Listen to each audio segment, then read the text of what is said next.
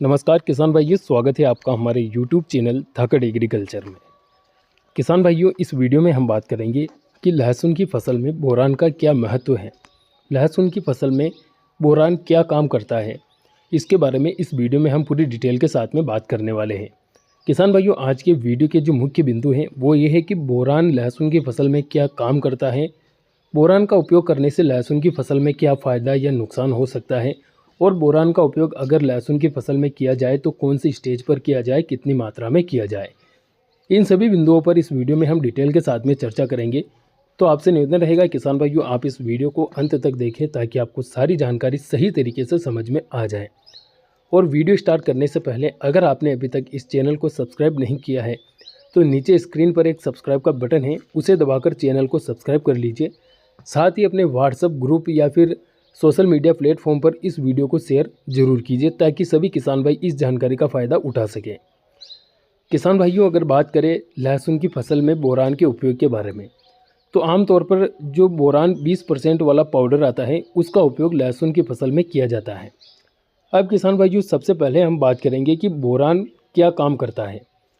अगर आप लहसुन की फसल में इसका उपयोग कर रहे हैं तो बोरान जब आप लहसुन की फसल में डालते हैं तो लहसुन की फसल को, पौधे को जो पोषक तत्व होते हैं वो ग्रहण करने से रोकता है। आमतौर पर बोरान का उपयोग जब लहसुन की फसल में तना फटने की समस्या आती है या फिर कंद फटने की समस्या आती है तब किया जाता है। तो बोरान क्या करता है कि जो तना फटने की समस्या आती है, तना फटने की समस्या पौधे में ज़्यादा एनर्जी बन जाने के कारण आती है। तो बोरान क्या करता है कि तना फटने की समस्या आने के बाद जब हम बोरान डालते हैं तो बोरान उस पौधे को ज़मीन के अंदर से एनर्जी ग्रहण करने से रोकता है, जिससे पौधे में और ज़्यादा एनर्जी नहीं बढ़ती है और तना फटने की और कंद फटने की समस्या वहीं पर रुक जाती है। तो ये काम बोरान करता है। यानी कि सीधे सीधे शब्दों में कहा जाए तो बोरान का उपयोग जब हम लहसुन की फसल में करते हैं तो बोरान लहसुन के पौधे को एनर्जी, पोषक तत्व ग्रहण करने से रोक देता है और जो तना फटने की और कंद फटने की समस्या आ रही है वो रुक जाती है, कंट्रोल हो जाती है। तो ये काम लहसुन की फसल में बोरान करता है। इसके अलावा लहसुन के अंदर जो बोरान का उपयोग किया जाता है उससे लहसुन का जो कंद होता है वह भी चमकदार निकलता है, उसकी गुणवत्ता बढ़िया निकलती है। तो यह कुछ मुख्य काम होता है जो बोरान लहसुन की फसल में करता है। अब बात करते हैं कि इसका उपयोग कब करना चाहिए।